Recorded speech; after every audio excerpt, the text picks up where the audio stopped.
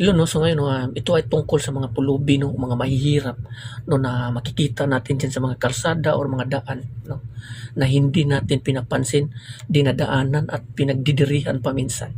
Dahil nga sa kanilang sitwasyon sa buhay or sa karumihan or anuman. Alam niyo kasi ang ganitong mga klaseng tao, umaasa ito sa tulong ng bawat tao. Ng bawat taong dumadaan. Madalas natin 'to nakikita sa lansangan, sa kalsada, sa labas ng simbahan, sa mga mall, sa labas ng malls, sa mga pedestrian o saan pa man. Humihingi lang sila ng tulong, ng kunting tulong lamang na makakain mula sa bawat tao na pumapansin sa kanila. Yung iba doon 'no, hindi ito kasi ang buhay nila hindi ito madali. Kung iisipin mo hindi ito madali para sa kanila. Ang kahihiyan, tinatanggap nila yon. Pero nga, dahil nga sa pangangailangan nila sa buhay, na walang-wala sila, nagagawa nila ito. Humihingi sila ng tulong. Minsan, ano ginagawa ng bawat tao sa atin? Ay, huwag kayong magbigay ng tulong dyan kasi ano yan, ginagamit yan ng mga sindikato. Tapos kung magbibigay kayo ng mga limos dyan, baka malaki pa yung kinikita nila kaysa sa inyo sa pang-araw-araw. Makita yan sila ng 5,000 a day. Kung ganyan ang mindset mo, ikaw mismo nagpapaligaw sa sarili mong isipan. Si Satanas mismo ang kumukontrol sa isip mo upang hindi ka lalapit sa kaluwalhatian ng ating Panginoon. Dito sa kasulatan, bababasa natin dito sa kasulatan sa Lucas chapter 6 verse 21, sinabi dito, pinagpala kayong mga nagugutom ngayon sapagkat kayo'y bubusugin. So itong mga taong ito, lagi talaga ito silang gutom. Humihingi sila ng mga pagkain na pang-survive nila sa araw-araw. Madalas natin ito nakikita. Pero dahil nga matigas tayo, mabigat yung kamay natin, tayo kasi minsan sobra-sobra tayo. Ano sinabi ni Juan Bautista, di ba? Kung ikaw may dalawang damit at saka yung ibang tao o mga kapwa mo walang damit, ibigay mo yung isa doon sa kanya. Kasi yan yung tinatawag nating humanity. Yun yung mga bagay no, na kinalulugdan ng Panginoon na tayo dapat may pag-unawa at pagmamahal sa ating kapwa. Kasi kahit papulubi yan o mga mahihirap yan, yung mga tao na yan, kapatid natin yan in Christ, isa din yan sa mga tao na tinubos ng ating Panginoon doon sa kamatayan niya sa cross, doon sa cross. Isa din yan. Lagi niyong tatandaan. Dito sa atin, ang paghuhusga o sa paningin ng bawat tao, may mataas at saka may mababa. Mas pinapaboran ng bawat tao ang nasa mataas kaysa sa mga tao ang nasa mababa. So huwag sana natin gawin ito no, na kaawa-awa. Kasi inuutusan tayo ng ating Panginoon na kahit saang parte ng mundo, hindi mawawala ang mga pulubi. At inuutusan tayo ng ating Panginoon na abutan sila ng tulong. Huwag natin silang kalimutan at bigyan sila ng kanilang pangangailangan. Huwag tayong magiging madamot kasi ang lahat ng mga bagay na nasa sayo, galing sa Panginoon yan. Hindi mo matanggap yan kung hindi binigay ng Panginoon. So huwag mong ipagdamot.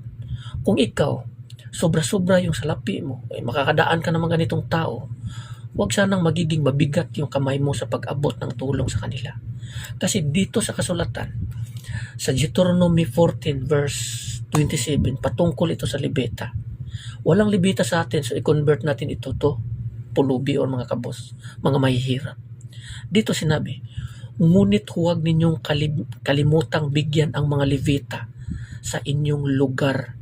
So walang Levita, huwag ninyong kalimutan bigyan ang mga Levita. So nangangahulugan, pulubi, mga mahihirap. Walang Levita sa atin kasi mga hintil tayo. Mga Levita, ito yung mga angkan ni Levi sa mga anak ni Jacob. So, pulubi, mga mahihirap. Madalas natin nakikita yan. Ang sabi ng ating Panginoon na, huwag niyong kalimutang bigyan ang mga Levita sa inyong mga lugar. O, sa ating mga lugar, madalas natin nakikita yan. Pero dinadaan-daanan natin. Nandidiri pa tayo. Isipin mo, ba't ka madidiri sa bawat tao, sa kapwa mo? Darating din namang araw na uod ang makikinabang sa iyo pagdating ng araw doon sa libingan. Yung dagdag pa dito, yamang sila'y walang kaparte sa lupaing minana ninyo. So, yung mga taong yan, wala talaga silang namamana or kaparte dito sa mundong ito kasi nga yung iba palakad-lakad. Humihingi lang ng tulong, survive lang sa araw-araw habang hinihintay nila ang kalooban ng Panginoon. Ang pagbabalik ng Diyos para sa kanilang sarili. Huwag sana tayo magiging maramot. Baka mahintulad kayo doon kay Lazaro. Doon sa mayaman at sa kay Lazaro. Anong nangyayari doon sa mayaman? Itinapon sa impyerno. At si Lazaro andon sa kalulatian ng Panginoon. Sa sabagkan ni Abraham. Baka ganyan na mangyayari dahil tayo ay nagiging mapagmataas sa mga kayamanan na atin. Maraming mga tao na yan ngayon, millionaire, pero ang pag-abot sa kanila ng tulong mabigat. Wala silang mapapala eh. So wag sana natin gayahin.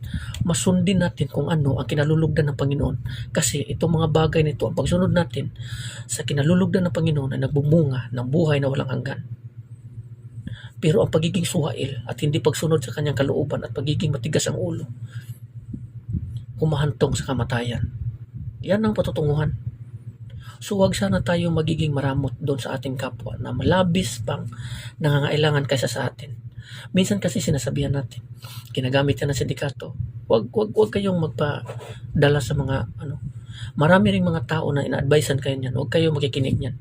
Kasi ang bawat isipan ng tao, halos mga tao, kinukontrol ni Satanas. Kung pakikinggan mo ang mga negatibo at mga mali-maling advice ng ibang tao, mahingala, ikaw at sila ay magiging pareho.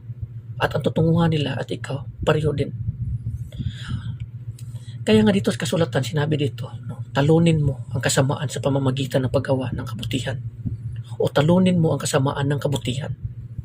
O isipin mo yan. Kung ang pakikinggan mo, kasamaan, magiging masama ka.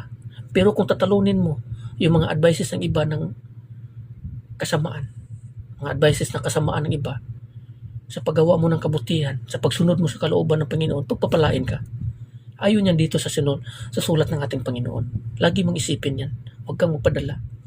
Kasi yung mga barya lang yan, yung mga binibigay mo sa kanila, barya lang yan. Darating yung araw, maliit na halaga yan para sa kanila.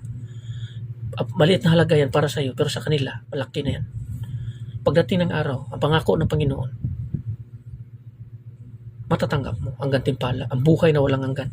Yan ang mga pangako ng Panginoon sa mga taong sumusunod sa kanyang kalooban at may mabuting puso. Kasi dito sa kasulatan, sinasabi dito, mapalad ang mga taong gumagawa ng kabutihan.